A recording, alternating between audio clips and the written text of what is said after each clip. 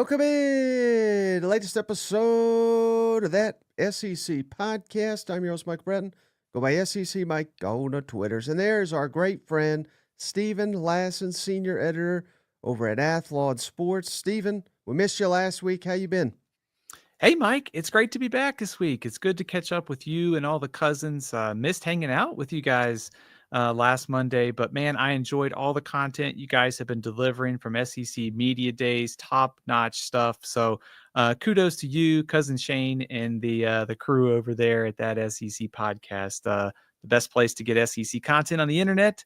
So happy to be here on Monday night and contributing. Man, we're but just over a month away from kickoff. That's pretty exciting.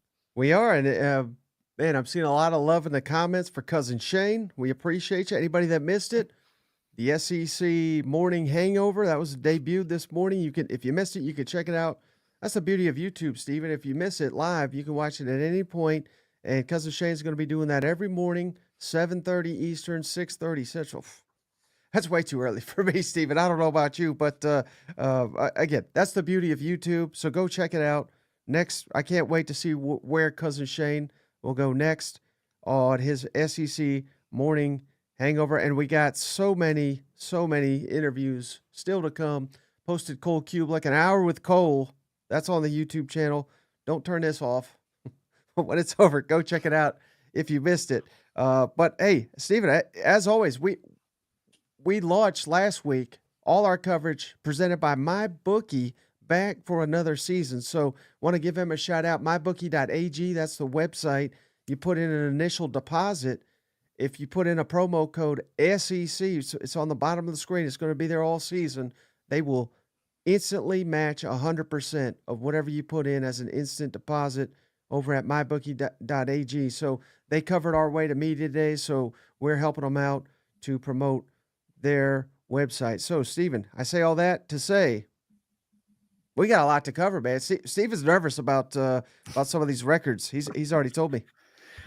Extremely nervous, Mike. I have been thinking about this since you and I talked about doing this idea yesterday, and so there's been some revisions. I would say I don't feel confident about these predictions, but we got to go on record at some point. And so I got something down on paper. Maybe it changes in the next hour. Who knows? All right. Well, hey, again, so we are going to give out official records predictions for each and every team, best case, worst case, and a bold prediction, a weekly bold prediction from Steven and I. But before we get to that, real quick, Steven, I just want to get your thoughts on the media day.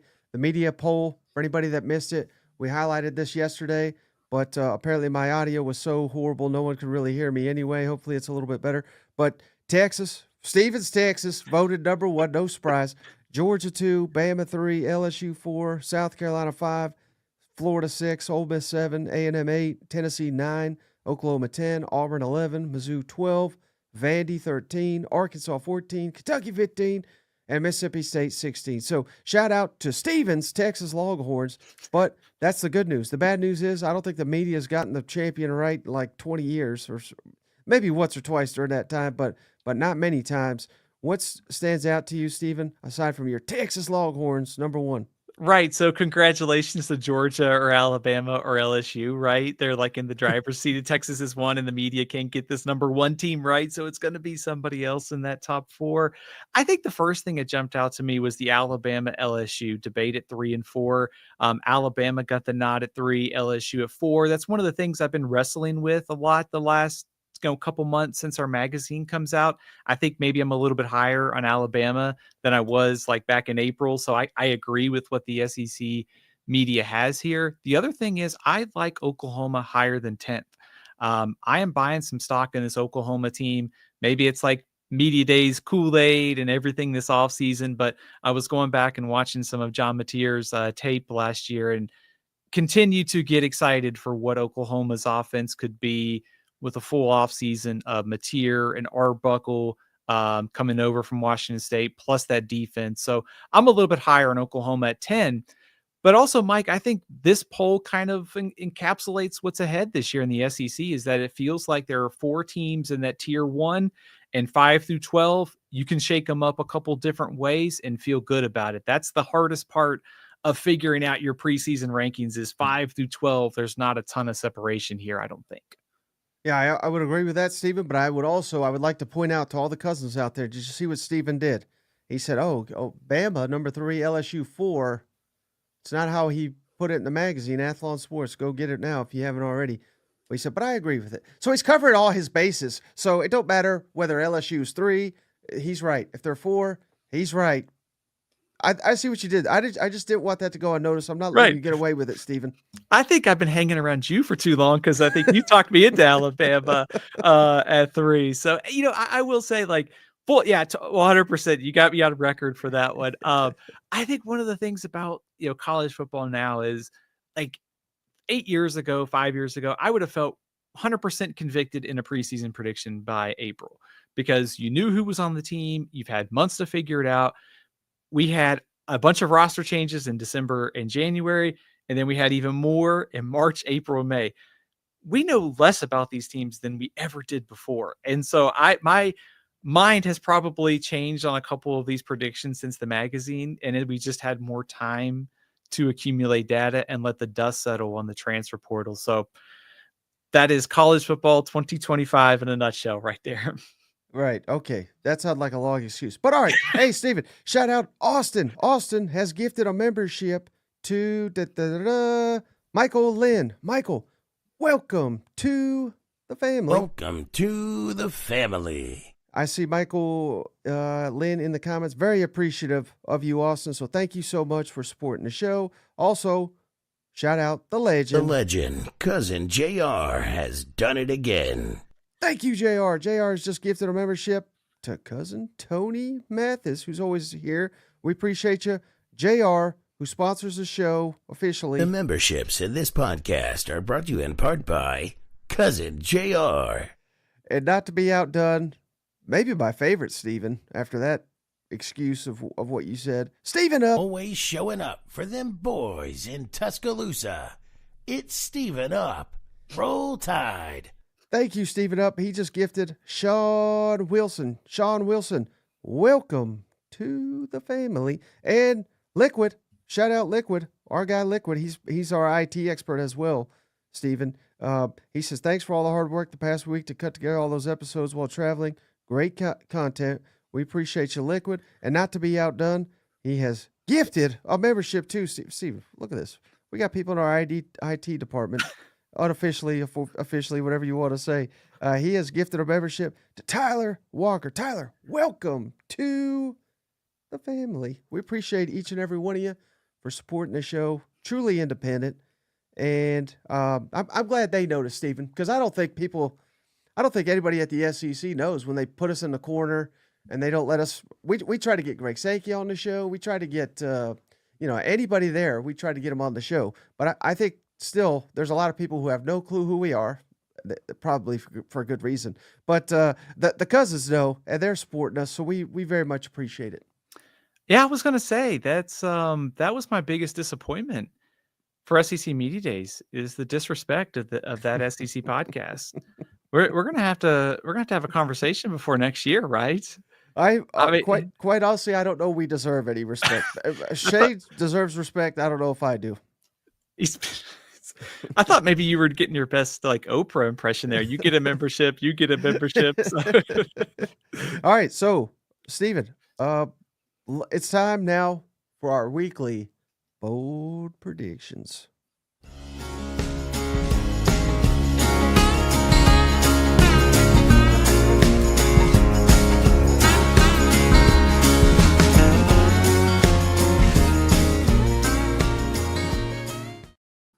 All right, Stephen. So I don't even know if this is a bold prediction. I just called you out jokingly, of course, but feel free to call me out if this is not a bold prediction. I got Georgia leading the SEC in rushing this year.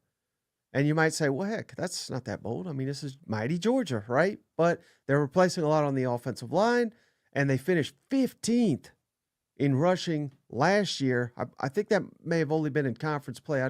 I can't remember. But again, 15th in a 16-team league with Kirby Smart as your head coach and all the talent in the world.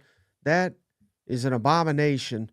With Gunnar Stockton in there, I think Georgia's going to get away from being pass happy. I know everybody's enamored by the weapons that they'll have in Athens, and they got great weapons. I'm not saying they're going to be anemic passing by any means, but I think they'll really utilize the ground game with Gunnar Stockton, Mike Bobo calling the offense. He's always had a great track record for running the football. I think there'll be a commitment to it, and I think if they really put an emphasis on it, I'm feeling good about Georgia leading the SEC in rushing.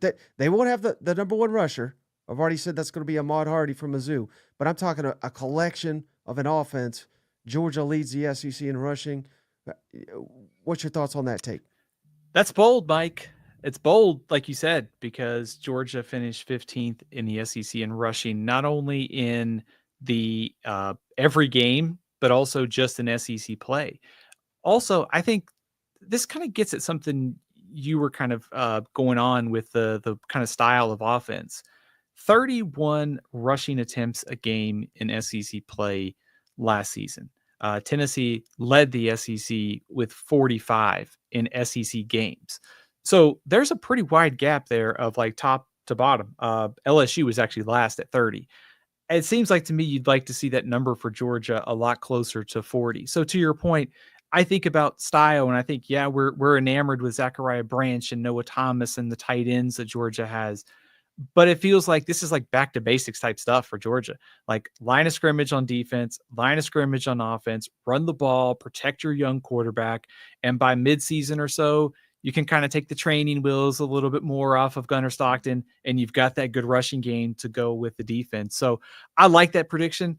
And I also think, to your point on the committee of running backs, I think Georgia's running backs probably a little bit underrated nationally too, because Nate Frazier, standout freshman season, Josh McCray going to be kind of the bigger back there, and they've got some other dudes there that are going to end up being studs. So I like this Georgia backfield, and I like your bold prediction.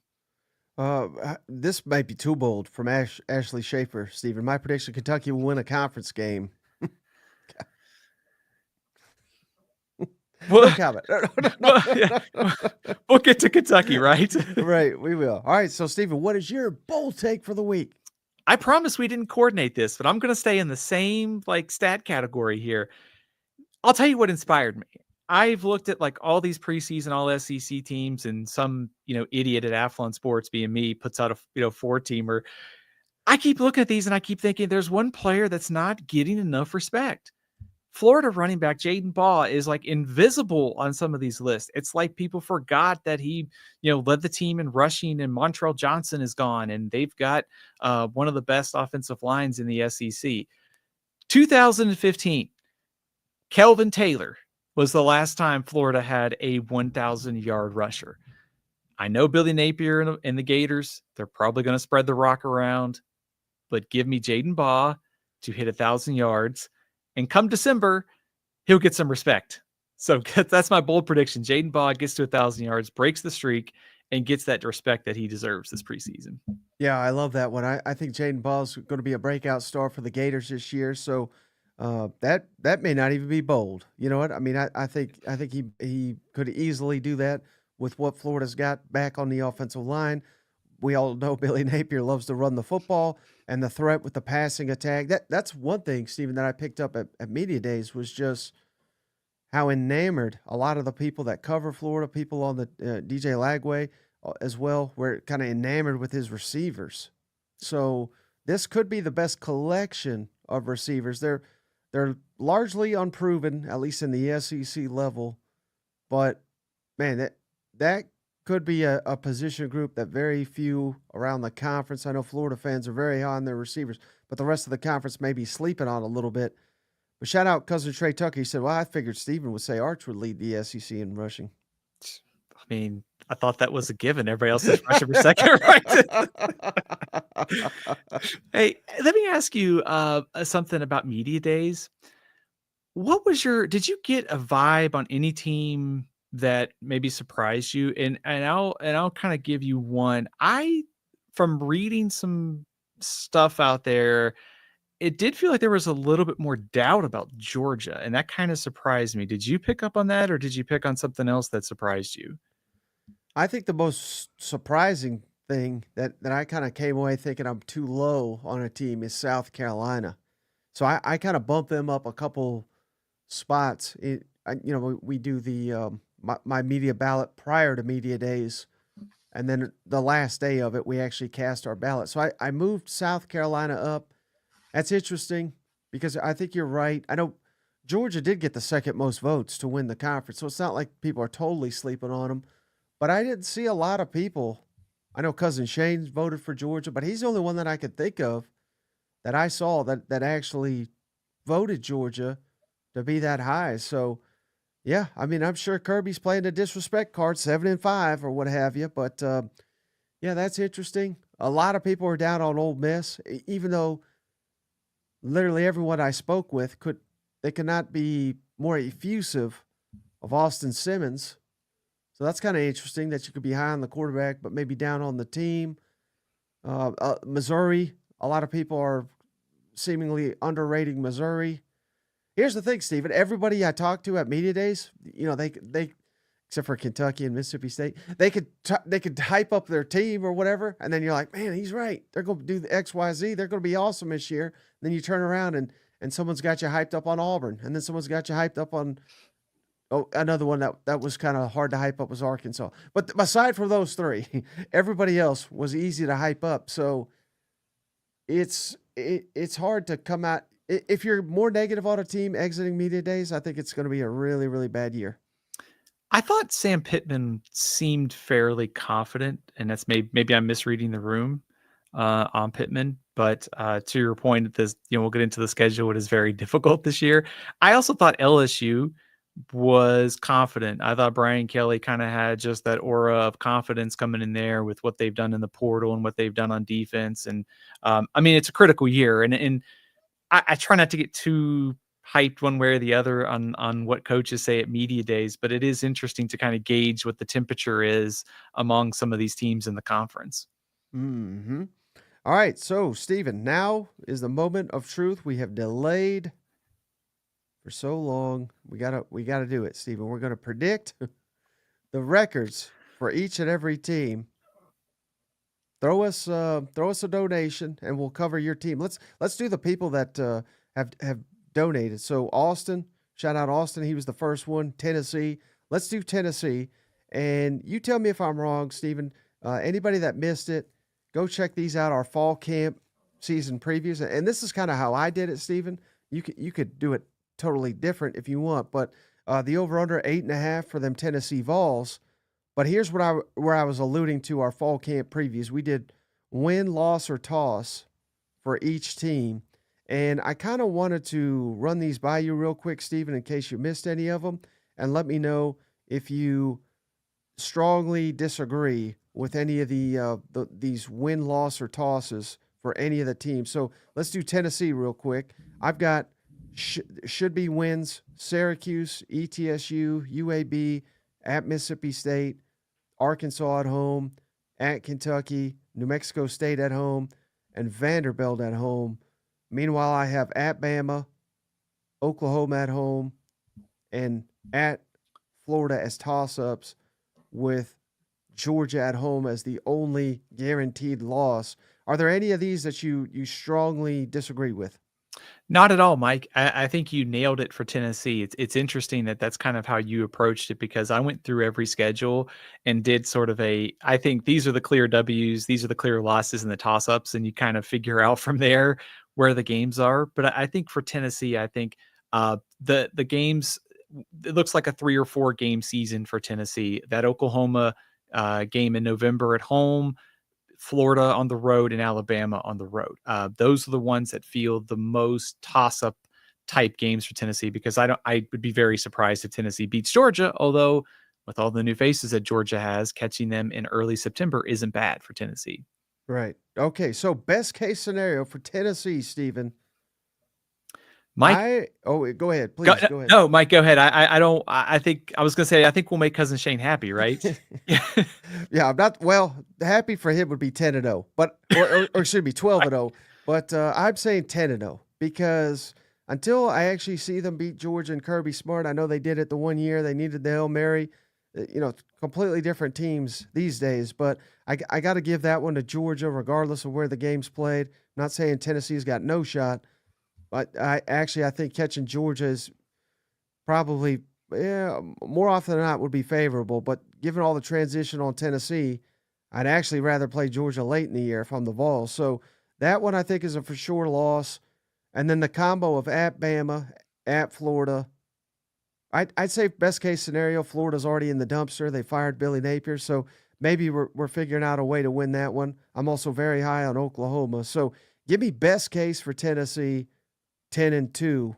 What did you have for best case for Tennessee? I agree. That's what I've got, 10-2. I think to kind of go back, I think it's a 3 or 4 game season for Tennessee. You feel good about like 8 games on the schedule for Tennessee, and then you start to fill in. Maybe they get an upset or 2. They split those 4 toss-up games, and they get to 10-2 and make the playoff. I think you could maybe make a case that there's 3 games they won't be favored in. That's Georgia, Alabama, Florida. The Oklahoma one's kind of the one that's more in the toss-up side of things. So I think best case scenario, I think 10-2 college football playoff for Tennessee.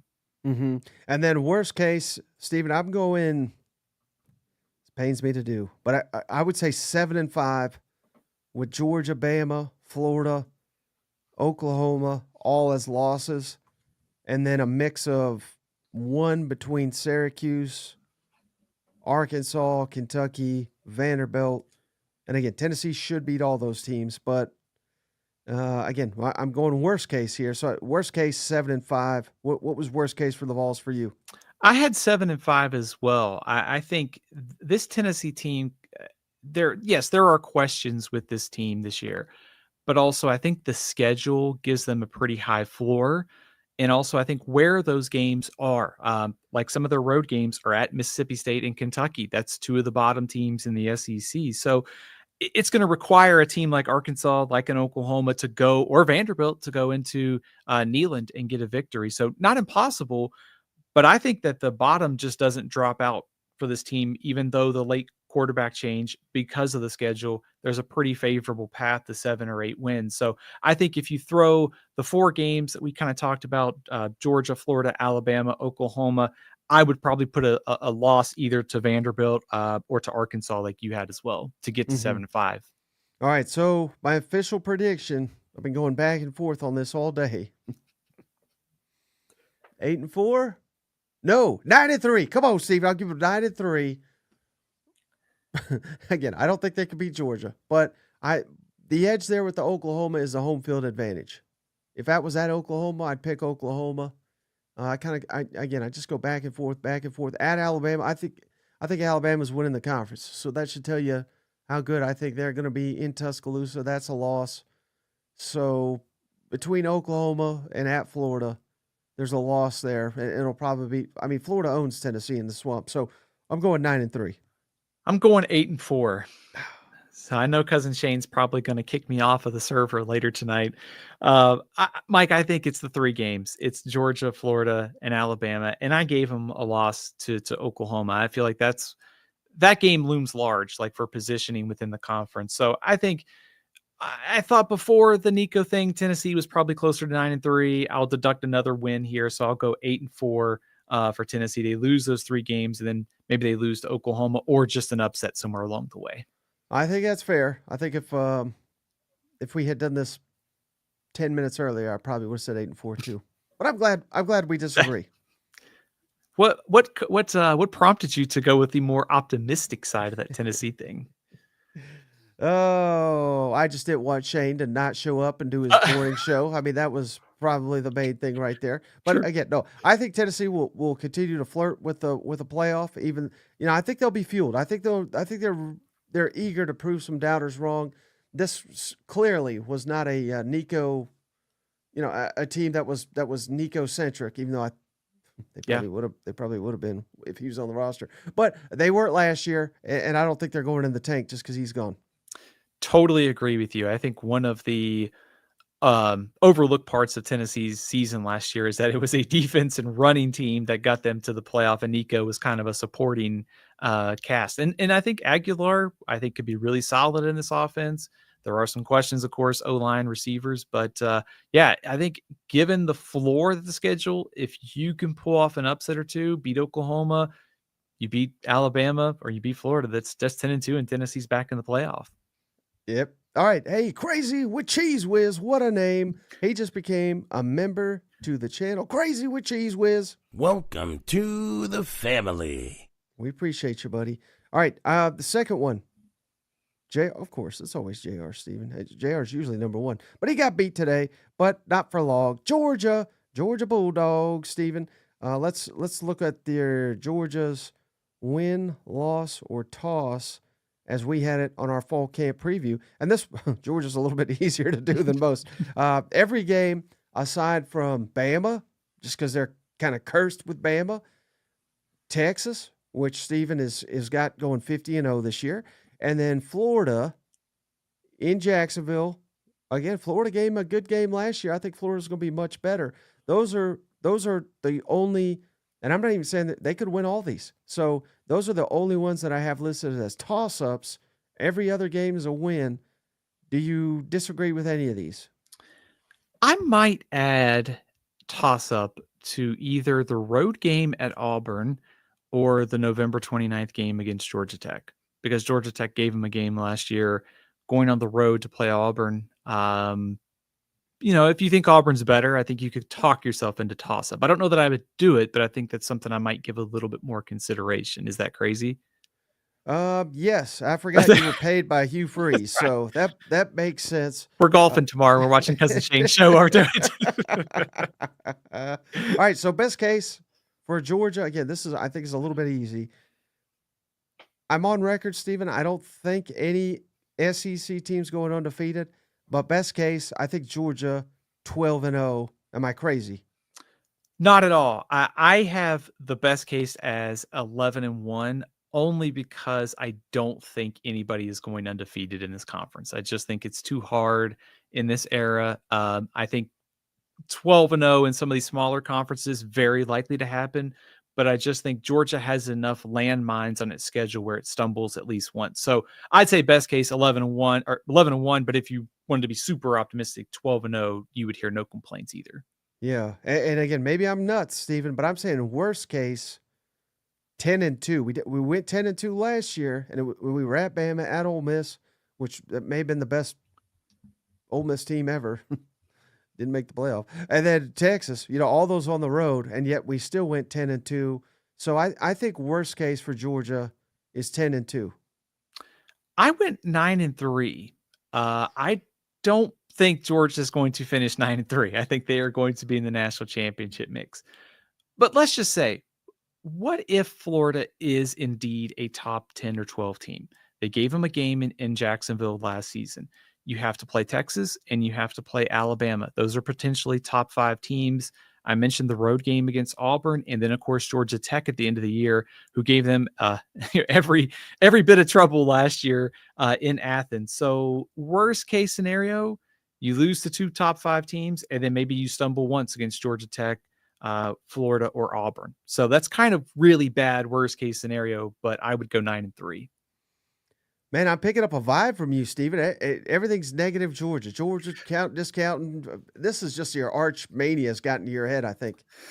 I got a pretty positive prediction on Georgia here. I mean, I hate to be Mr. Negative here, I guess. All right, so I think the official record for Georgia, you tell me if I'm wrong, Steven. All right, give me 11-1 for the Bulldogs. That's where I'm leaning. Where are you at? Same here, 11-1. All that negativity I just gave them in the worst case scenario, it was rat poison, because I think this team is 11-1 and they're playing for the SEC championship. All right. Well, Steven, I can promise you one thing. Kirby clipped. He stopped the clip before you said 11-1. He just took every negative thing you have. It's already in the locker room. That's already official record. Georgia's going 7-5. Clip that with the prediction that Jaden Baugh is going to get to 1,000 yards, and it's going to be like, Steven thinks that Florida's going to run all over Georgia this year, which isn't the case, but Yep. All right. Shout out Steven up. So he also was the third person to donate to the show. So let's look at Alabama, Steven. Here's the win win-loss toss we had from the fall camp preview. No likely losses in our fall camp preview. Every game was a win in our book, aside from at Georgia, we had as a toss, LSU at home, a toss, and at Auburn. Now, I think Alabama's a lot better than Auburn, but, Iron Bowl, all that goes with that. Jordan-Hare Stadium, I mean, that's a house of horrors at times for Alabama. So that's the primary reason I have it as a toss.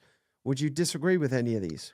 What about South Carolina being a toss-up game? October 25th, last year's game came down to the final play. It's also a week after playing Tennessee in the third Saturday in October. You do have a bye week, but you are also looking ahead to LSU on November 8th. Is that crazy? No, I think that's totally fair. And quite honestly, Stephen, if this was, like I said, I'm higher on South Carolina now than when we actually did these. I might even change that to a toss. By this point of the season, South Carolina, if they have any issues on defense, will likely have found answers there. I think the offense will be even better with Lenore Sellers year 2. So, yeah, I think that's totally fair to throw at South Carolina because it is Williams-Brice Stadium. I think it's fair to call that a toss as well. I think looking at this schedule, and if you look at it in the views of like automatic W's, losses, and toss-ups, I think also shows the opportunity here for Alabama this year. Because I know you like them to win the SEC, and I think you can easily start talking yourself into it. It's one of the reasons why I moved them up in my power rankings. The schedule really breaks their way. They've got the defense, and you trust Kalen DeBoer. Like, there is a massive opportunity here for Kalen DeBoer to get this team back into the playoff and make a deep run because that schedule definitely breaks in their favor. Yeah. Okay, so best case for Alabama, this might be nuts, Stephen, but again, I'm saying best case, 12-0. That's not the record I'm going with, but if things break right, I think 12-0. Again, maybe Kalen DeBoer showcases himself as an elite coach that we were told we were getting. Defense is dominant. Maybe Ty Simpson emerges as maybe one of the best first-year starting quarterbacks in the SEC. I don't think it's inconceivable Bama goes 12-0. I still think it's hard to go undefeated in this conference, especially when you get Georgia and we mentioned South Carolina, throw Missouri, Auburn on the road. So I see where you're going with 12-0. I would probably lean more to 11-1 just because every team probably stumbles somewhere. No Texas, and you get LSU at home. That's a pretty favorable draw for Alabama. Yeah. Okay. And then now I say all that to say worst case. We have another DeBoer, and we have quarterback throwing pick sixes, all this, that, the other. Give me worst case for Bama. Give me 9-3. Where do you lean worst case for Alabama? I went one win lower here. I went 8-4, and that would give Alabama like a loss to Georgia. They stumble in road games against South Carolina, Auburn, maybe even a Missouri. Oklahoma beats them again. This would be like the nightmare scenario for Alabama. Defense is good again, but none of the quarterbacks are ready. Ty Simpson doesn't hit. It's too early for Keelan Russell, and Austin Mack doesn't have it. Like that, to me, 8-4 would be an absolute nightmare for Alabama. I don't think that's going to happen, but I could talk myself into it because of those road games that are kind of get into toss-up territory if your quarterback doesn't work out. Well, I'll tell you one thing, Steven. If the Tide go 8-4 regular season, McElroy was right. Saban's coming back. That's where that's the connection, right? When we heard that rumor last week, I was trying to figure where's Saban coming back, and okay, LSU could be open at Alabama, maybe the Dolphins too. So they're all open. All right, so the actual record prediction for me, Stephen, Alabama, give me 11-1. And again, I'm being optimistic because I think they're winning the SEC. So I clearly can't sit here and say they're going to go like 10-2 or 9-3 if I'm voting them number one. So this is assuming a lot breaks right, but give me 11-1 for the Crimson Tide. I like your prediction, but I'm going to go a step lower. I'm going to go 10-2. I think 10-2, this team makes the playoff. I think they are behind Texas and Georgia, not that far though. So that puts them at 10-2. They lose to Georgia, stumble once somewhere else in the season. But I think the key here for Alabama is I think they're going to be in the playoff. And then I think the question is, by December or by January, how far does the quarterback situation progress? Because this could be a dangerous team, especially with straight seeding in the playoff. Thank goodness that's in the mix this year. Mm-hmm. And also, Steven, thank goodness for Liquid Flames, a.k.a. Cousin Dustin. So he donated after Steven up. So let's do Florida next. This should be a fascinating one, Steven, because I'm kind of all over the map on the best case, worst case for the Florida Gators. In our fall camp preview series, we had, let's see here, 6 should-be wins. We had 1 should-be loss. That's Texas, but it is at home, so who knows? And then we had at LSU, at Miami, at A&M, Georgia in Jacksonville, at Ole Miss, all as tosses. Would you disagree with any of these? Would you move Texas into the toss-up category just simply because it's in Gainesville? And as we talked about, there is a very low probability of somebody running the table in this conference and going 12-0. Yeah, I'm fine with that. But I quite honestly, Steven, I'm stunned given your arch mania. Texas gonna win it all. But even mighty Texas can lose a football game and still go on to win the Heisman, win the national championship. So yeah, I think that's fine. I'll allow it. Does Florida have one of the widest variances in like your records? You know, like the upside could be college football playoff. The downside is 6-6, 5-7, maybe. Yeah, I'm looking at the list right now. They're up there. There's one other. Well, there's maybe 2. There's 2 others that I'm kind of all over the map on, but Florida's not far from it because the season could go off the rails in a hurry. It felt like they had way more swing games. They have more swing games than maybe some of the other teams in this conference. And a lot of that goes back to, I know optimism was high at SEC Media Days about DJ Lagway and his health, but I still worry about that. Like, I mean, once you get into games, is there some sort of aggravation? What exactly percentage are we talking about? His health is a big X factor for me. But when you're talking about playing, I mean, Texas, Georgia, Miami, LSU, those could all be playoff teams this year. So it feels like when you start to pencil in the guaranteed wins and the toss-up games, there's not many 100% guaranteed wins, and there's a lot of toss-ups on this schedule. Right. So best case for the Florida Gators, Steven, I'm going 10-2. And again, we're saying best case, things break right, DJ's great, DJ's healthy, Billy Napier learns how to coach a football game. If all these things happen, Florida could go 10-2. Not guaranteeing it by any means, but where's best case for the Florida Gators for you? That's what I had too. I have 10-2. I think if Lagway is healthy, the offense builds on what they did at the end of last season, and the same thing holds true about the defense. The defense picks up where they left off. And this Florida team, that 4-game stretch was the start of something. It was not a just 4-game, kind of mirage that it's not going to be replicated. It's the start of the team turning a corner. So I think you have to give them a loss or 2 somewhere because the schedule is so difficult. But if the team that shows up at last 4 games plus something better, to me, that's a 10-2 and a playoff team this year. Now, worst case,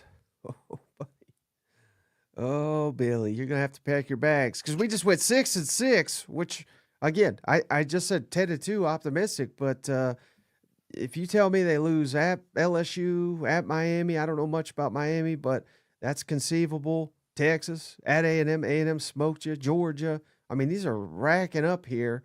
And heck, we'd have to go 4-1 the final month, I think, just to get to 6-6. So 6-6 may not even be low enough, but that's where I went worst case. I have 6-6 as well, Mike. I think if to kind of go back to the W's and the toss-ups here, I think I had maybe 7 toss-up games for Florida on the schedule. So if you kind of think how the odds of them all breaking against Florida, probably not going to happen, but it's not crazy to sit here and think, okay, they could lose to LSU, Miami, Texas, Texas A&M, Georgia, Ole Miss, and Tennessee. I wouldn't pick that, but the schedule could break down that way just given the nature of the toss-ups. And what happens if they get off to a slow start? Does Billy Napier get fired? If that's the case, you're talking about an interim coach. You're talking about the roster may check out. So this worst case scenario could be 6-6, could be even 5-7. But it's not going to be, Steven. It's That's going to right. be 9-3. Give me 9-3 again. I said best case 10-2. So this should give you an indication. Cousin Shane's probably laughing in the comments here because I got Florida 9-3. I think they're going to be the breakout team. And at 9-3, Steven, not saying they're in the playoff, but depending on the 9 they win, how good those, there could be a playoff team or two in that, or I think Florida conceivably could get in at 9-3. I agree with you, and that is my prediction as well. I've got them at 9-3. I like where this team is going, so I guess Cousin Shane is maybe going to laugh at both of us for being 9-3 here for Florida. But some of this is just trust factor that Lagway is going to be 100%. Defense is going to pick up where it left off. Also, there's some program kind of progression, like they did kind of turn a corner. They are going to lose a couple games. The schedule is just too difficult. So I think they stumble at least twice. I got to give them a third loss somewhere. I'm going to go 9-3 and on the doorstep of the playoff. And to your point, this will be an interesting discussion for the committee because they are talking about all the metric changes for this year. Florida's schedule, and depending on who they beat and where their losses are, will be a test case to how the committee values strength of schedule, who you beat, and also maybe potentially close losses against good teams. Mm-hmm. Hey, shout out our buddy Cousin Rick, big Aggie out there. It's Texas A&M's biggest fan, Cousin Rick. Gig 'em, Aggies. Thank you, Cousin Rick. He gave us $20, Steven. Last year, the Aggies lost top 2 running backs, starting center, starting guard, and starting quarterback. And Mr. Colin Klein still led the SEC in scoring with 30 points. Stand back. Who knows how big this is going to get? I love it. So let's do A&M next, Steven. And this is how we had it in our fall camp preview series. The win, loss, or toss for them fighting Texas A&M Aggies here. A lot of wins on the board. I don't have a single should be loss. Now I'm not crazy enough to say A&M's going undefeated, but I have at Notre Dame, which Steven loves. I think he's got them 7 in his preseason. I had to kick you out of here just for that, Steven. At A&M or at Notre Dame is a toss to me. Florida at home's toss. At LSU, at Texas. Those are the only games that I have as tosses. Any that you disagree with here, Steven? 2 that come to mind. What about a road trip to Missouri on November 8th? By then, Missouri probably in much better shape as far as where they are with the quarterbacks and the roster. Also, a week later, South Carolina comes in. I think Texas A&M at home holds serve.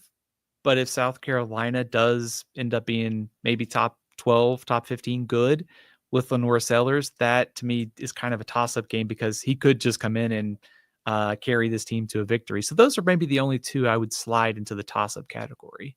Yeah, I think that's fair. But then all of a sudden we got all these toss-ups. So again, who in the world knows? This is one, Steve, where you were asking me, where's the variation? This one's pretty high for me. Again, I'm always high on A&M. I'm always wrong. Best case, I think, for A&M. This is probably too high, but I'm saying 11-1. And again, you got to remember, Steven, a lot of people forget. Pepperidge Farms doesn't forget, but people forget. A&M was 7-1, and they were on top of the world, on top of the SEC. Yes, it all collapsed, but that was year 1.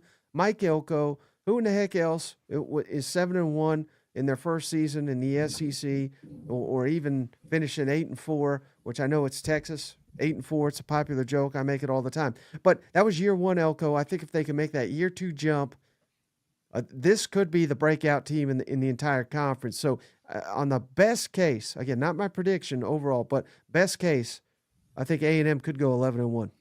I like them at 10-2. Mike, for the best case scenario, I look at the road games with Texas, with LSU and Notre Dame. You may need an upset in there to get to the playoff. Like if you're going to get to the playoff, you're going to have to probably pick off one of those and then run the table. The other thing you mentioned last year, I'm not as alarmed by the end of the season as some people are. A lot of times when you hear sort of people talk about Texas A&M, it's they fell apart late in the year. They ran into a buzzsaw at South Carolina a week after they played LSU, and then they lost by 2 points to Auburn on the road a week before they were looking ahead to the Texas game. And let's not read too much into the bowl games because both rosters were different by then for both Texas A&M and USC. This team was a win away from playing for the SEC championship game on November 30th last year. So Mike Elko did a good job last year, and I think this program is only moving on the up as we go into 2025. Okay, well, that being said, what if it goes completely sideways? Worst case, I'm saying worst case for A&M, 6-6. Again, a lot of toss-ups.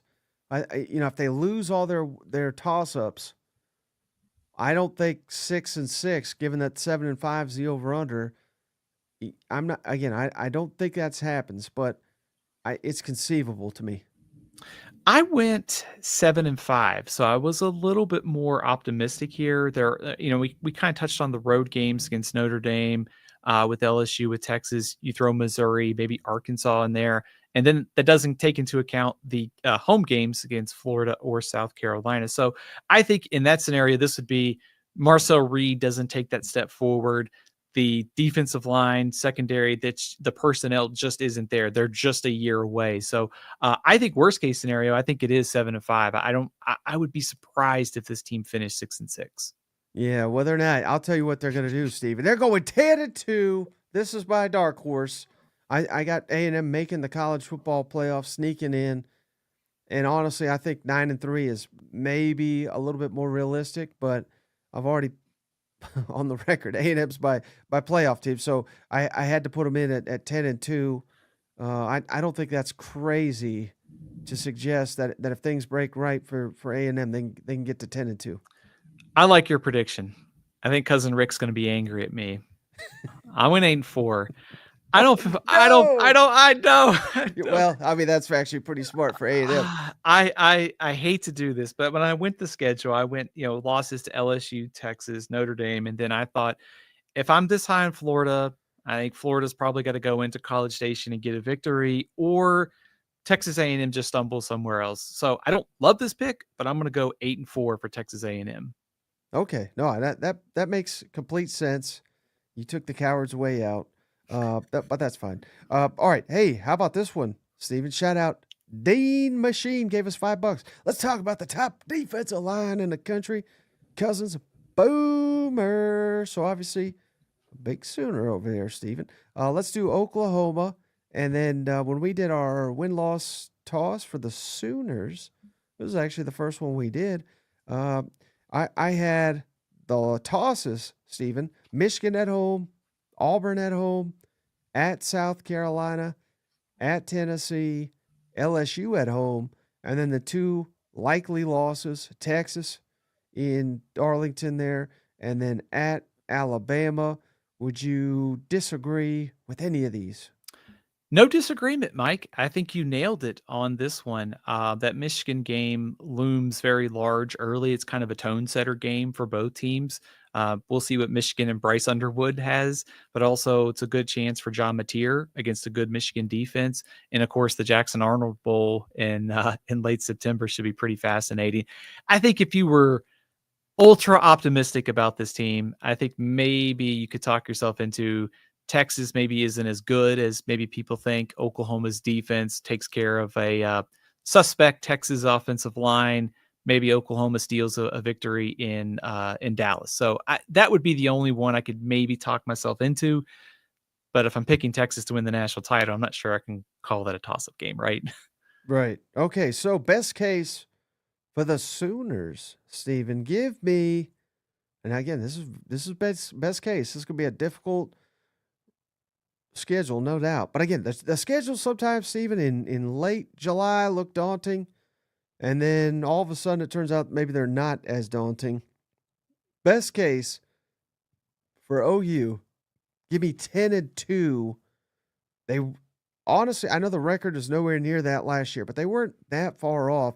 They just needed a competent offense, and I firmly believe they're going to be not only competent but possibly quite good on offense this year. So, best case scenario for OU, give me 10-2.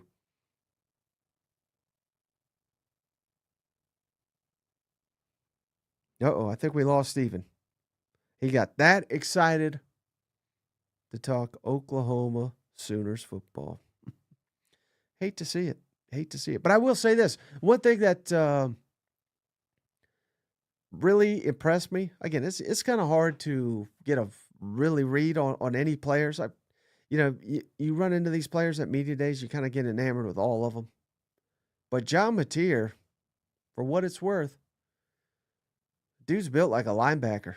So I think there's something special there. All the hype, again, just a media days, he wasn't even wearing pads or anything. But that really stood out to me at SEC Media Days, just from a guy that we haven't been able to cover in the SEC. I thought that was pretty revealing. And I don't know. If Steven were here, I'm sure he'd say, I agree with that, Mike. Hopefully his power didn't go out or anything. But I'll tell you, while we wait for Steven, I'm going to go, he's back. Always nice to have the storm knock you off. Sorry about that. Blanche said Steven is tired of SEC Mike's bad predictions, so he left. So that makes sense. I must have had some Big Ten internet tonight, Mike. It's not holding up.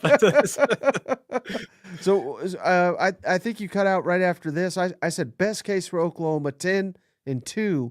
What is the best case you have for the Oklahoma Sooners this fall? Mike, I've got 10-2 as well. I think this schedule, it is difficult, but also I think, you can talk yourself into Oklahoma as a playoff team. And the same thing applies for Florida with the schedule, like the schedule difficulty, the committee has a hard decision. So yeah, I know they got to go on the road to Alabama and Texas, but I think they could win all the games outside of that. Getting LSU at home, getting Auburn, Michigan, it is tough, but I think Oklahoma could do it.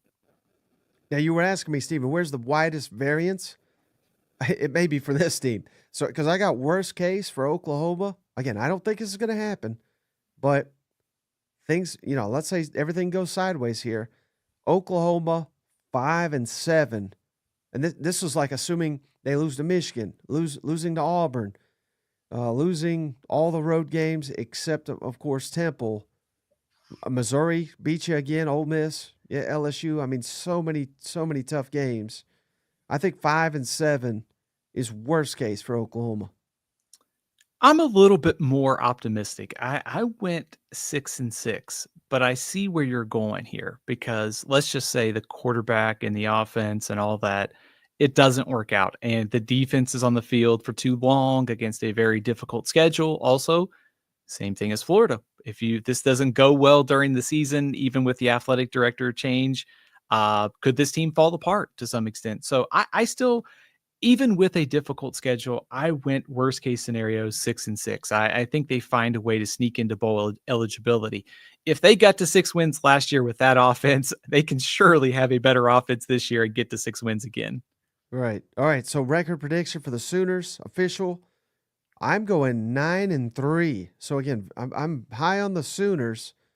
It's going to take a lot, but again, we could sit here and say, well, this, at South Carolina, that's daunting. Ole Miss, oh my God, they were top 10 last year. I mean, things are going to change by the time mid to late October, November roll around. So what looks impossible, what looks daunting today may not be there. Give me Oklahoma 9-3.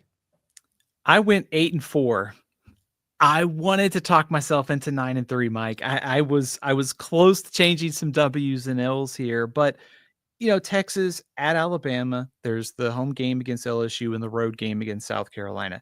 I think those are all, losable. They're also, for the most part, they could win some of those games too. So I kind of split the difference here. I kind of felt like the high end was 10 wins. The low end was 6. I split them in the middle and took the 8. But also, I think if you're Oklahoma and you win 8 games with the schedule, I know they're not going to put up a statue of Brent Venables, but that would be a good step forward given where this team has been the last couple of years with 2 losing seasons in 3 years and all the changes there. And I didn't even consider this, Stephen, until now because it just seems so far-fetched, but maybe we get there. What if Oklahoma and Florida go 9-3? Could they possibly both? I mean, we did have 89-3 in the SEC make the playoff. We could have multiple 9-3s if their schedules are as daunting as they appear. It's very, very unlikely, but I wouldn't rule it out that either can make the playoff at 9-3. Would you? I think they can definitely make the playoff at 9-3. I think it might be tough for both to get in just because I'm not sure the space would be there in a 12-teamer. You and I talked a lot last year with being the first year of the 12-team playoff that you want to be at 10-2. But I do think given the schedule and if the strength of schedule tweaks are coming indeed for this year, I think that bodes well for those 9-3 teams. So I do think it's more likely this year than it was last year, I think. Okay. Hey, shout out. I don't know. Crazy with the cheese whiz. Who's your squad? Let us know so we can.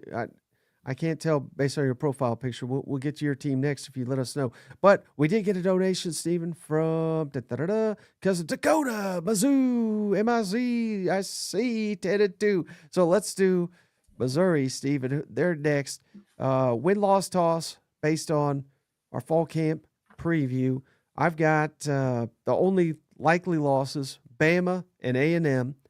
And that's, again, because I think Bama and A&M are going to be very, very good.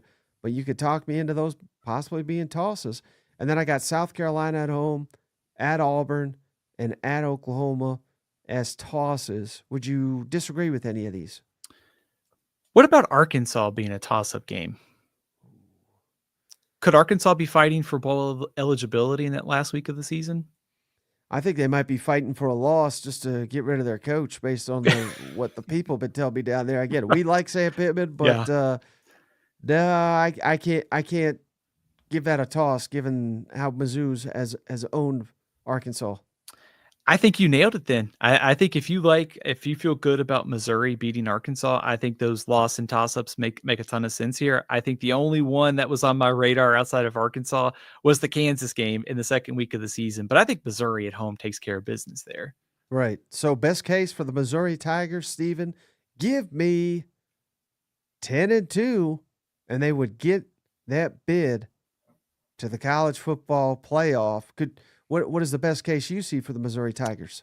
I've got 10-2 as well, and 10-2 means college football playoff, Mike. The schedule is favorable. It's about the most perfect schedule that Missouri could ask for, given all of the personnel changes that they've got this year, and in a transfer quarterback in Bo Perbula. So, give me 10-2, Missouri, best case. Now, worst case though, this is when it gets tricky, Stevie. The fans, I can already tell they don't want to hear it. Bo's, he's all SEC. He's God's gift to football. Every transfer we got is an upgrade. Even guys that, got drafted in the second round, he's better than them. Okay, so everybody's an upgrade. I get it. But I live in the real world, Stephen. I think worst case scenario, 6-6 for Missouri. Because there are a lot of unknowns. And so, the way I'm looking at it, let's say Bama and A&M are likely losses, which I have it as. South Carolina beat you last year. They may have the best quarterback in the country. You were lucky to survive Oklahoma, so that could be a loss. Auburn, unless Hugh Freeze completely shits the bed again, that could be a loss. Vanderbilt, took you to overtime. That could be a loss. And you said Arkansas, but even worse could be Kansas. So, again, is it likely they go 6-6? I don't think so. But to me, that is worst case. I think you could drop that far. I agree with you. So I had 6-6 as well. And it's tricky because this is one of the more favorable schedules in the conference. The other thing is, if you look at that late season stretch at Auburn, at Vanderbilt, at Oklahoma, and at Arkansas, I know we talked about Arkansas as a toss-up game, but those are I do think that those are all losable road games in the SEC. And you combine that with South Carolina, Alabama, A&M. I don't think Missouri's losing all of those games, but I could talk myself into, okay, the quarterback doesn't hit. They've got offensive line problems. They can't replace enough of Luther Burden and Theo Wees with Kevin Coleman. So the offense is just kind of stuck. So I think as much confidence as I have in Missouri's defense, I think the offensive concerns would push me to 6-6. Mm-hmm. Yeah. Carolina jackpot. The delusion is unreal. Donald Britt Mizzou may turn into misery. Again, I don't think misery, but give me 8-4 for Missouri. That's my prediction. I hope I'm wrong because they got some great fans, but I don't know, a lot of question marks. And when your main storyline is the schedule looks nice, I've come to find that that's not a really good reason to believe in a team. So I kind of tipped my hand with the toss-up game here. I was wrestling with 7-5 and 8-4, and I wanted to find a way to get that other team to be bowl eligible. So I went 7-5. I don't feel great about it. And I think one of the themes that I picked up on at SEC Media Days was just the amount of disrespect that Missouri was getting. They've won double-digit games each of the last 2 years, and here I am being an idiot picking them to go under that. But I do have some real concerns about how this offense comes together. I love their defense, but Prabula has been a part-time player. He's now being asked to be a full-time player. You take away 2 weapons and how this offensive line comes together. So I trust Drinkowitz. I love the schedule. I'm going to go 7-5, but I probably, if you probably asked me tomorrow, I'd say probably 8-4. So kind of play at both sides of the fence there. All right, Cheese Whiz. He's LSU fan, Steven. So win-loss toss for them LSU Tigers. We got to put week 1 as a toss. It apparently doesn't matter the opponent, but at Clemson, tricky. Florida, even though it is at home, I got that as a toss. At Ole Miss, you've lost the last 2 times at Ole Miss. That's a toss to me. A&M, that's a toss to me. At Oklahoma's a toss. Only likely loss for LSU is at Bama, in my opinion. Did I screw up anywhere here? I don't think so, Mike. I think you nailed it. And I think this win, toss, and loss scenario sets up the interesting debate on LSU. Because when you look at the personnel and you look at what they did in the portal and Garrett Nussmeier back, you're like, oh, this is a playoff team. Then you start looking at that schedule and go, I don't know. I started to doubt my LSU prediction after doing this exercise. Yeah, no doubt. So best case for LSU, which would get them to the playoff, 10-2, in my opinion, because I think you just nailed it, Steven. I don't think I get it. I understand Brian Kelly, his track record. I understand they went heavy in the portal. I understand they got Garrett Nussmeier back. So, check. Should be an automatic playoff team, right? But I don't know. This is tricky. I'd love for them to prove me wrong, but I think the best case is 10-2, which again is going to be good enough to get you to the college football playoff. And at the end of the day, that is the goal. I have 10-2 as the best case scenario as well. I think starting with that opener against Clemson, we know they have trouble in openers. Clemson's defensive front, one of the best in the country. It's not the best matchup in week 1 for LSU. Also throw in the road game against Alabama, which might be important for positioning for SEC championship purposes. There's just too many high-profile games on the road, plus Florida, plus South Carolina at home. I think LSU is going to lose 2 or 3 games this year. So I went best case scenario 10-2. And then worst case, I may be off my rocker here, Steven, which I probably am.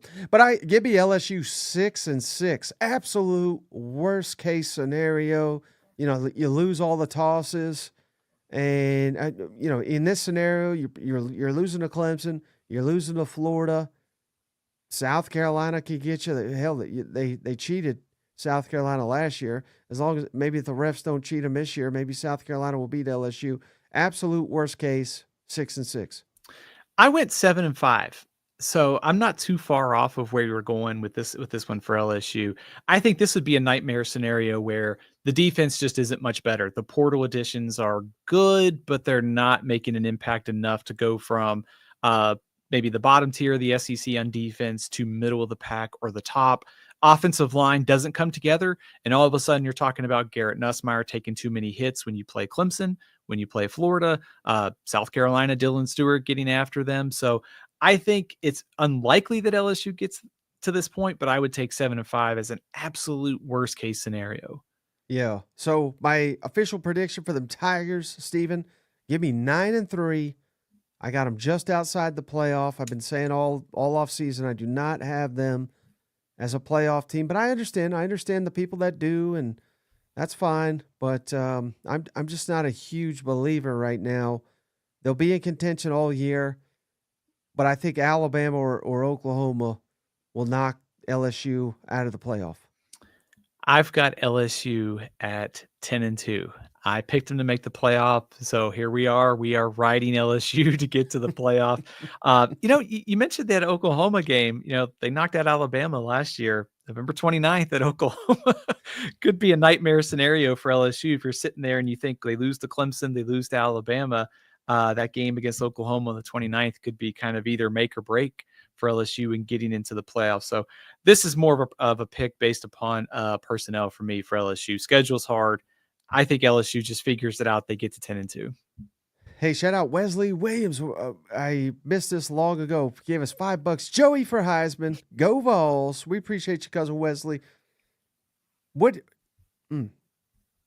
just, I know this is unlikely, Stephen, but let's say Joey is a Heisman finalist. And I know record doesn't really have anything to do with it, but if that was factual, what record do you think Tennessee would achieve? And thus meaning that they really nailed the portal edition of Joey Aguilar. I would go 11-1 because I think if you're going 11-1, given that Tennessee has so much turnover, Aguilar's story of going to Tennessee with no spring practice and leading Tennessee to a top 5-ish type spot is a big deal. So I would say if Tennessee's 11-1, that would include a win over Georgia or Alabama. Both of those are top 10 teams. I think that's where Tennessee probably needs to be for him to get into that conversation. Right, and I'm envisioning it now, Stephen. Tennessee takes down Georgia, and the national storylines are written, and Joey Aguilar hype. The legend of Joey Aguilar will be born that day. You know what? We thought a quarterback that has a in either their first or last name starting was going to be the most hype one. It'll be Aguilar, not Arch, Aguilar. Hey, shout out Bryce Carter, gave us $10. Thank you. Get this Bama BS. He said BS shit. bullshit shit. Out of here with this DeBoring is going to choke. I hope so, Steven Up. Oh, I hope so. Sorry, Steven Up. Go Hogs. So let's do Arkansas for cousin Bryce. With the over-unders 5.5.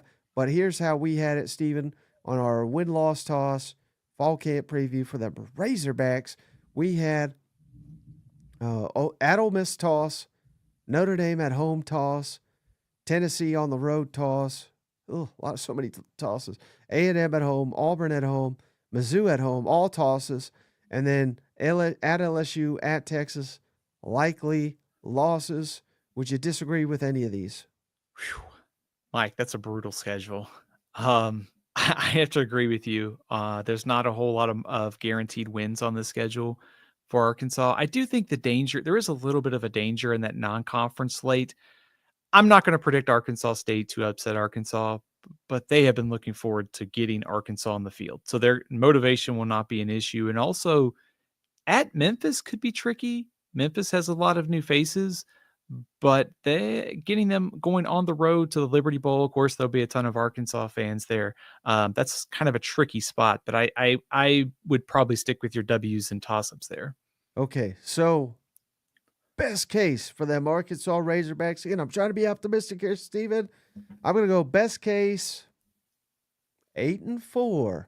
And that means Taylor Green, probably one of the best in the country. Defense takes a step forward. And we'll probably have to pull off an upset or two. But I don't think that's wildly unrealistic that Arkansas could get to 8-4. I'm going to be slightly more optimistic here. I'm going 9-3. Oh yeah, I like that. Let's say Taylor Green really takes off, and Petrino plus Green second year equals massive production by Taylor Green. So in that scenario, that gives you losses to Notre Dame. It gives you a loss to Texas and LSU, but you get Texas A&M, Auburn, Missouri at your place, and you get Ole Miss in the first chunk of the season where all of those new faces are still sorting out. So I think best case scenario, this is a play that Taylor Green takes Arkansas to 9 victories. All right, I like it. I like it. Now, what I don't like, Stephen, is worst case. Worst case, 4-8. Where do you have them? I've got them at 4-8 as well, Mike. There's just not a lot of guaranteed victories here. The 3 non-conference plus Mississippi State, and you might need an upset to get to 5 and then 6 victories. So I think 4-8 would be worst case scenario. Yeah, and then man, maybe I'm being optimistic again. I've been so pessimistic here. Let's end on a high note with the Razorbacks. Give me 6-6, which again is not really good enough. That's not the standard here, but with this slate, I would consider 6-6 a win for Sam Pittman and company. I would too. That's what I've wrestled with, 5-7 or 6-6. And so I gave them the Taylor Green bump. I'm going 6-6 as well. I just think they find a way to pull off an upset and get to a bowl game. Okay. How about Auburn? We haven't hit on Auburn, Stephen. Over under 7.5. Now this is another wild one. A lot of toss-ups here for Auburn, in my opinion. At Baylor, at Oklahoma, at A&M, Mizzou at home, at Vanderbilt, Bama at home, with the only likely loss, Georgia at home. Would you disagree strongly with any of these? I might have Georgia as a toss-up game only because Auburn gets them at home. And we've seen strange things happen in this series with Auburn getting Georgia at home. But really no disagreement. And also I think it just shows how wide open the path is for this team this year.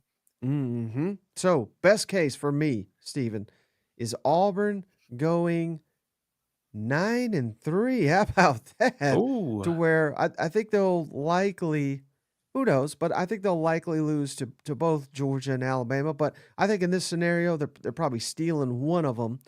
Let's give them the Iron Bowl just to make them happy down there. But that would still leave some very tricky road games where I think they trip up, even in a best case, at least probably twice on the road, because some of these, I mean, heck, they can't beat Diego Pavia to save their life. But maybe this is the year they finally do it. So 9-3, best case for Auburn, in my opinion. I'm going higher. I'm going 10-2, Mike. That schedule showed it. It is a wide open path for this Auburn team, and getting Georgia and Alabama at home is significant. They have a chance, not saying they will, but they get both those top teams coming to their place. The other thing with their schedule is like, even if you gave them wins in one or both, you still got road games against Baylor, Oklahoma, Texas A&M, Arkansas, and Vandy. So this is tricky. The path for this team is wide open. We've talked about how they're the biggest wild card. They are. They're the hardest team, I think, in these projections to do. Yep. Well, Stephen just said Auburn 10-2. This will be his last appearance on the show. I hope he enjoyed it. How about worst case? Again, you asked me this earlier. The highest variance. I said best case 9-3, worst case 4-8. I mean, this is Baylor loss, Oklahoma loss, A&M loss. I think the wheels could fall off, particularly if they get rocked by Georgia after all of that. So again, is 4-8 likely? No, but I think that's absolute worst case. I'm a little bit more optimistic. I went 5-7. Okay. I think so. You throw in 3 non-conference wins, and Baylor would be a loss in that scenario, and Kentucky, and you kind of assume they pick up a W somewhere along the way. So I went worst case scenario 5-7, which would probably spell the end of Hugh Freeze's tenure there. Yeah. So my actual record prediction for Auburn, Stephen, I'm going 7-5. I almost went 8-4. I almost did it, but man, I'm not buying Hugh Freeze. He's got to show it to me. 7-5 should not be good enough. If he's 7-5, he's back for another year, and we'll rebuild around this elite recruiting class we got.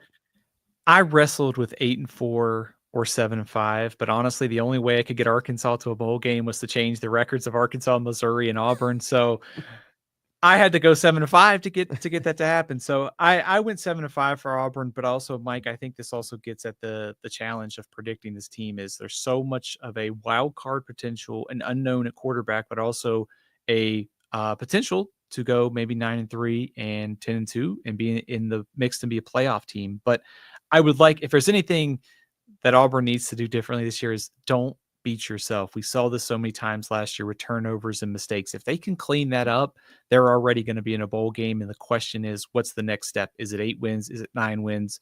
That's kind of where I see Auburn this year. Mm-hmm. All right, let's do South Carolina. Steven, how about this? This is a tricky one here. The Gamecocks, I'm gating favor with them ever since media days. The toss is on their schedule, in my opinion, at Mizzou, at LSU, Oklahoma at home, at Ole Miss, at A&M, and Clemson, with Bama as the only loss. And I would almost even switch that. I think we've kind of already had this discussion, but if you want to switch Bama at home to a toss, I'd be 100% fine with that. I would switch that one to a toss-up, Mike, only because it's at home. And, of course, the game was close last year in Tuscaloosa, so South Carolina could go on the road and win there. But I think given that it's at home, Alabama would be coming off that game against Tennessee. I would take it as a toss-up. Okay, so best case for the Gamecocks, Steven, again, this is very optimistic, but give me 10-2 for South Carolina. Sellers, best quarterback in the country. Defense remains just as strong. We find pieces at receiver and tight end, tight end, but also maybe a running back emerges, which that all happened last year, and they're very, very talented at receiver. We just need a couple guys to break out here. I know that's maybe overly optimistic given this difficult schedule, but they just went 9-3, so I think 10-2 best case scenario. I don't think that's wild. Not at all. We're on the same page. You get Clemson, Oklahoma, Alabama coming to your place, and then you start the season with Virginia Tech in Atlanta. So a interesting toss-up game potentially is in the first game of the season at a neutral site. So I think to also go back to something you and I have talked about, South Carolina peaks at the right time under Shane Beamer. So if that's the case, those games against LSU, Oklahoma, Alabama, Ole Miss, A&M, they're rounding into form. That gets them to 10-2. If they were 9-3 last year, Sellers is better. I can see this team getting to 10-2. Right. So now that's best case. Worst case, things go wrong, Steven. Oh, I mean, all these road games are losable, right? Bama's losable. I hate to say it, but Clemson, I don't buy the Clemson propaganda, but I know people like you are going to push it. So, you're probably, or you are more knowledgeable than I am on Clemson, but I still ain't buying it. But big fan of Shane Beamer, Steven. He came over to the table. We'll never say a bad word about Beamer ever again, except I'm going to say it right here. What is his issue at South Carolina, or what has been his issue? They start slow. So for all these hopeful Gamecocks, you can't be losing any of these first 5. Maybe Missouri is about the only one you could lose. But I see a scenario: Vanderbilt, Virginia Tech, heck, even Kentucky. That Kentucky series is a wild one where the favorite usually loses. So again, I'm talking a lot, but I'm saying worst case 5-7. I don't think that is going to happen, but it's conceivable if like the defense takes a step back and maybe we're overrating Sellers. I think 5-7 is conceivable. I'm more optimistic than you, I guess, on this one. I guess maybe some shades of 2023 with Spencer Rattler back, and they finished 5-7. I took 7-5. I think this would be a scenario where Lenora Sellers is unbelievable, but the defensive issues and offensive line are just too much to overcome. And also, you mentioned the split in schedules. They've got, I think, to start 5-0 because I think they're probably going to stumble at least twice in that back half of the schedule. Now, maybe the schedule tweaks in the playoff. 9-3 can get them in, but I think you want to make some ground up if you're South Carolina early. That way, if you stumble against Texas A&M and Clemson, you're still getting there at 10-2. But I would go 7-5 with Lenora Sellers basically propping up this team to stay bowl eligible. Yeah. Okay. So my official prediction though for the Gamecocks, Steven, 9-3. So right outside the playoff. That they, if they can win one more, they're in. And heck, again, same thing we said about Oklahoma and Florida. 9-3 may be good enough. Should have been good enough last year, particularly since the refs screwed you at LSU. But give me 9-3 for the Gamecocks. I feel like I'm going to be Mr. Negative here, Mike. I got him at 8-4. I wrestled with 8-9 wins here. I was counting on you picking them like 7-5 or 8-4. I thought I'd be the high mark here for South Carolina. So, man, I think 9-3 is probably more likely, but I took 8-4 for South Carolina. Okay, that makes sense. We're big Shane Beamer fans here, except for you. All right, Ole Miss, Steven. How about them Rebels here? Win, loss, or toss based on our fall camp season previews. The only tosses, Steven, LSU at home, at Oklahoma, South Carolina at home, and Florida at home, with the only likely loss, Georgia, which is in Athens. Do you disagree with any of those? No disagreement, Mike. I think that also speaks about the opportunity for Ole Miss. The season after it was supposed to happen, despite all the turnover, the schedule was really favorable. So I suspect Georgia gets its revenge for that loss this year on October 18th, but the rest of them are winnable for Ole Miss. Yeah. Okay. So best case for Ole Miss, Steve. Maybe we're better than we were last year. The Patrick Ewing theory, for anybody that knows what that is. Give me best case 10-2, lost to Georgia, and I mean, heck, you could convince me that they should be favored in every other game. They probably won't be, but you could make that argument. Whether it's at Oklahoma, LSU at home, South Carolina, maybe Florida, they trip up somewhere. But 10-2, I don't think is, I don't think that's likely. But I think that is in the cards potentially for Ole Miss. I was thinking even bigger. I was thinking 11-1. Whoa! I think to your point, Mike, outside of that Georgia game, they could be favored in every contest. And also, what does Oklahoma look like by October 25th? What does Florida look like by November 15th? Those two teams could be coach on the hot seat situation. What does the roster look like? So I don't think Ole Miss is getting to 11-1. But if you had to do like you said, the toss-ups and look at that slate, you can talk yourself into an 11-1 Ole Miss team. Mm-hmm. And then worst case, a big variance here, Steven. Give me 6-6. What if all this Austin Simmons hype is incorrect? What if he's not ready? What if the defense takes a major step backwards? All these Alabama fans said, we tried to tell you about old Pete Golding. He's not worth anything.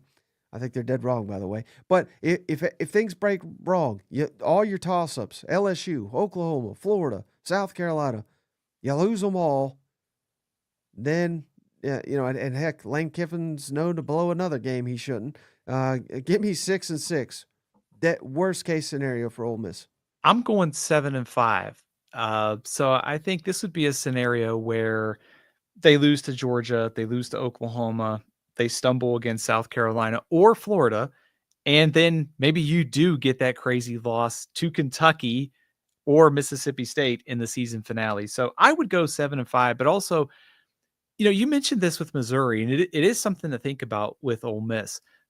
The reasons for optimism start with Austin Simmons could be really good and the schedule. There's a lot of unknowns after that. I trust Lane Kiffin to figure it out. But much like Missouri, when you're going schedule, quarterback, there's a lot that's going to have to fill in around that this year. Mm-hmm. All right, so what is our official records for Ole Miss? Steven, I'm going to go 8-4, man. What? And I think fans will be massively disappointed with an 8-4 if they do hit that. But again, if that's a low mark under Lane Kiffin, we've got a heck of a program. I think this is a reloading year for Ole Miss, and I think they're gonna take a step back here. I do too. I've got them at 8-4 as well, Mike. So I do think there is a step back. You could also look at it as a step back to take a step forward in 2026. And it's hard in this era to keep all the roster and coaching staff together. But let's just say Austin Simmons starts a little slow, but picks up momentum. Lane's been really good about going to the portal. They've been, they got some guys to the high school ranks on defense. That'll be another season better. So I think it's a recycling of the roster. I think the very optimistic could get to the playoff. I think more likely it's like 8-4, maybe 7-5 if the swing games don't break your way.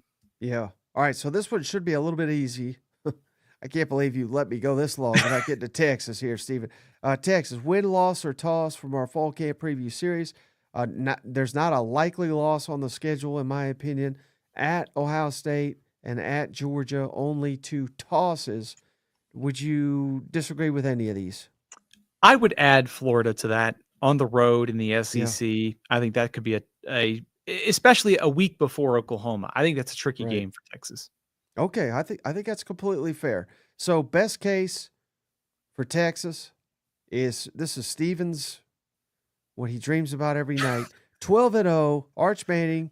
It's God's gift to football. He's the greatest thing since Tim Tebow, Gordon the Sub. Give me Texas 12-0. That's best case scenario. I agree with you. I think surprise. Yeah, right.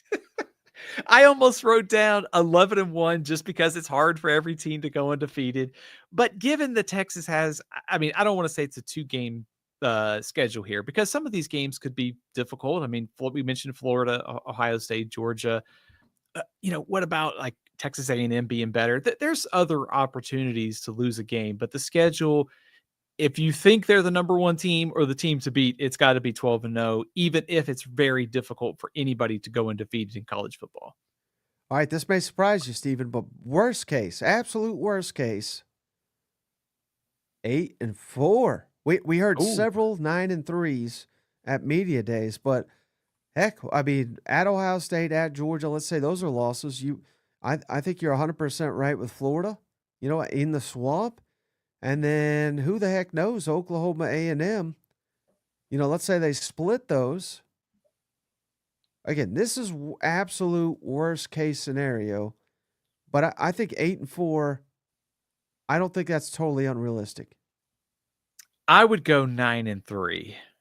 Okay. I think Ohio State at Florida and then at Georgia. Right. Wouldn't rule out maybe like Oklahoma, like you said, but it feels like given where they've been as a program with the expectations this year, it feels like the worst case would be like a 9-3 type season, almost like Alabama had last year. Right. No, I think that's totally fair. And again, I say all that to say, I think they're going 11-1. That's my official prediction. So I don't think they're touching 8-4, but I think they're far closer to undefeated than they will ever be at 8-4. 100% agree. I've got Texas at 11-1. And then, Mike, you thought I was going undefeated. They're going to lose somewhere. I think they probably lose to Georgia in the regular season. Upset of the show. Steven sees them losing a game. I can't believe it. We may have to shut this thing down. Somebody tried to earlier with the power. That must have been John Mateer. Okay, how about Vanderbilt, Steven? Again, I can't believe this over/under is so low from our fall camp previews. Now maybe because there's some tosses here. At Virginia Tech, at South Carolina, Mizzou at home, at Tennessee, Auburn at home. I got all those as tosses and likely losses at Bama, LSU at home, at Texas. So, just based on the schedule, this is pretty daunting in itself. But do you strongly disagree with any of these? Not at all, Mike. I think you nailed it here. It is kind of funny to think about Alabama as a loss given what happened last year, but I definitely would agree with you. Like that's one of the ones I penciled in as a win for Alabama right away. Same thing for LSU and Texas. Very difficult schedule. I think that's the storyline for Vanderbilt this year.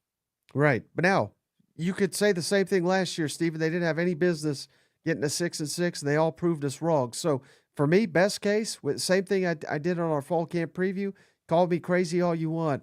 Best case, 8-4, in my opinion, with losses to Bama, Texas, LSU, and then probably South Carolina or Tennessee. Because again, Vanderbilt, should they be beating the rest of these teams? No, they should not. But they play a style of football that is just insane, and they got a difference maker in Diego Pavia. So 8-4 on the very, very, very high end. Give me best case for Vandy, 8-4. I was going 9-3. I think there's a little bit of Pavia magic, and certainly, maybe the SEC caught on a little bit to this Vanderbilt offense, but another trip through the offseason to add some stuff to the offense, a veteran defense coming back.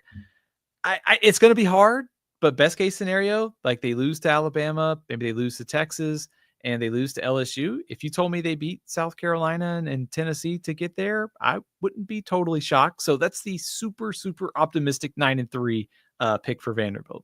Yeah. Now, okay, we're optimistic. Now, pessimistic. Yeah. Things fall apart. We're back down in the dumps. 4-8. I think that is worst case for Vandy.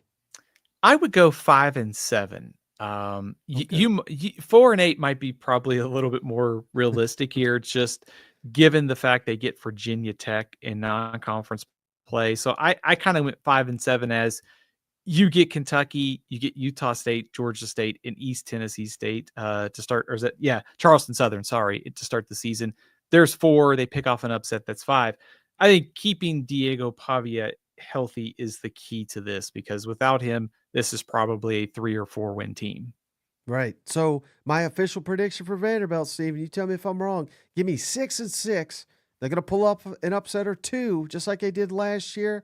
This is going to be a tough out. They return more than anybody on the offensive and defensive side of the football. Everybody's, especially Cousin Shane, is going to discredit these guys. Not me, Steven. Give me Vanderbilt, 6-6.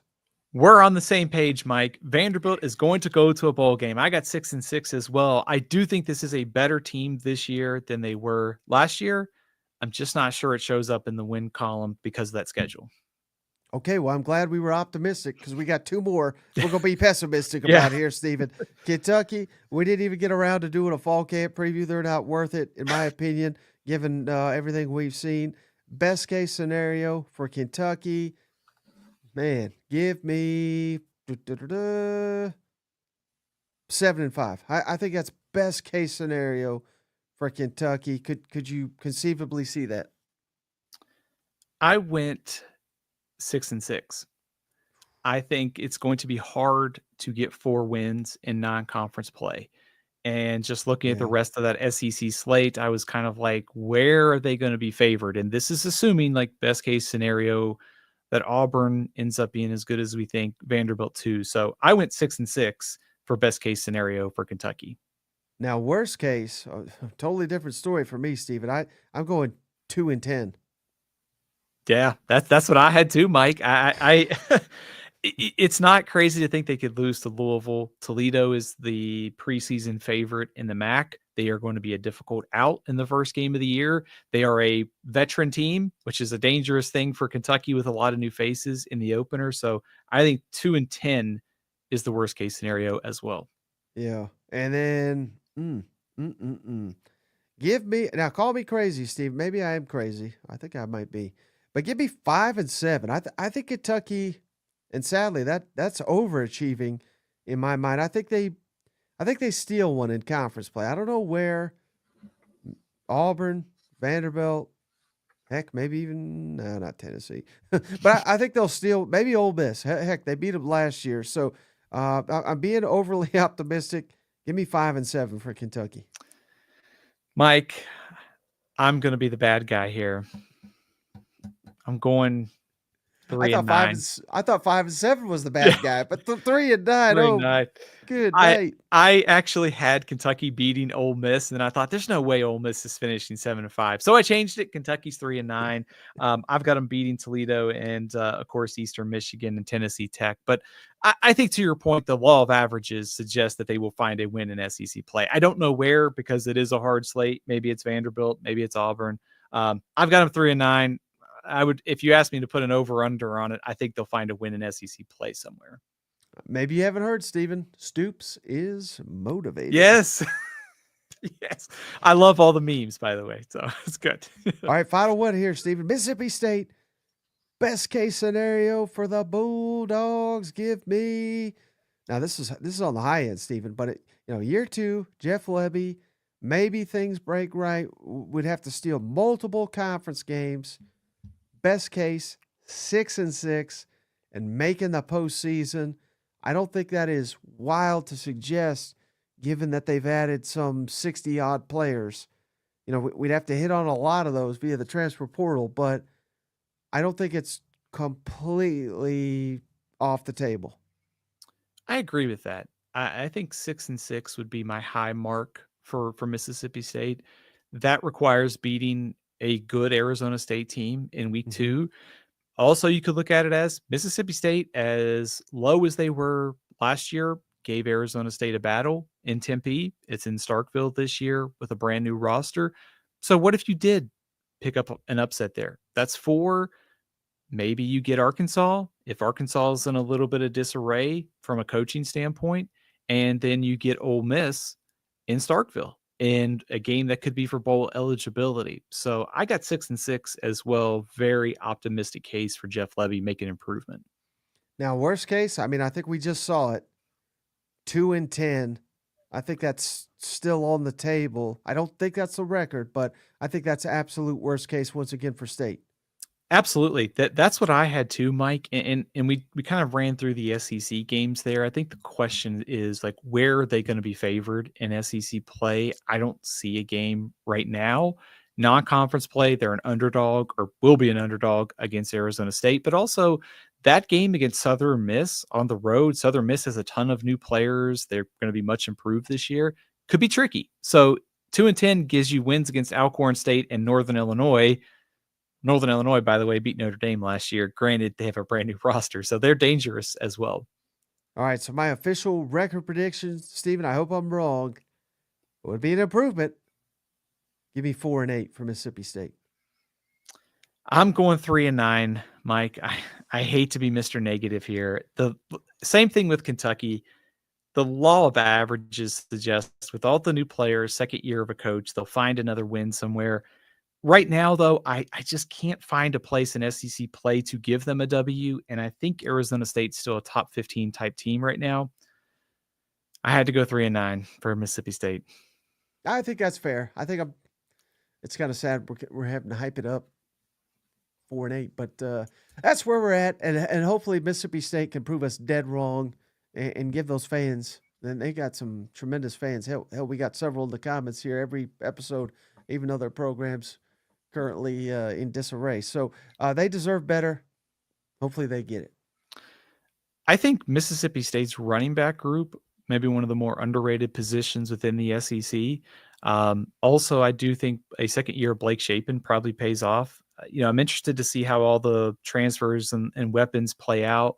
So I think it's a case where Mississippi State's probably better, but does it show in the win column? Like maybe it's just 3 and 9, maybe it's 4 and 8, but I think they're way more competitive this year. And then of course the schedule, we'll see what happens next year, but I could see them taking a jump in 2026 with a kind of a more competitive team this year and then a bowl team in 2026. Mm-hmm. All right, Stephen. So we went well over 90 minutes here. Any closing thoughts before we wrap this one up? Apologize for all the power issues tonight. And as always, thanks to all the cousins for picking up the magazine and supporting Athlon Sports. Really appreciate it. It's on newsstands and it's available at our website, athlonsports.com. Darwin says, got to go. He's going to go vote for Arch in the 2036 presidential election. So, yeah, as always, I appreciate each and every one of you. Don't forget to shout out our sponsor, MyBookie, presenting sponsor. Go to mybookie.ag, put in that promo code SEC. They will give you 100% instant deposit. It may have shifted down to 50% already. That was a SEC Media Day special. But go check them out. Help us out. Help the show out. Go to MyBookie if you're thinking about wagering this college football season. And don't forget, Cousin Shane is the SEC Morning Hangover, 7:30 Eastern, 6:30 Central. That's a.m. Steven and I will be asleep. But a couple hours later when we wake up, we'll check it out. For Steven and I, we appreciate each and every one of you. We'll be back tomorrow, Cousin Shane and I, for the night show. Let's see if Shane will show up for 2 in one day. Fingers crossed he'll do it, but there's no guarantees. But until later, we appreciate each and every one of you. We'll catch you tomorrow. Hey, buddy, this beer's for you, Mike, and Cousin Shane. That SEC podcast loves the Pirate, and the Pirate loves that SEC podcast. Hail State.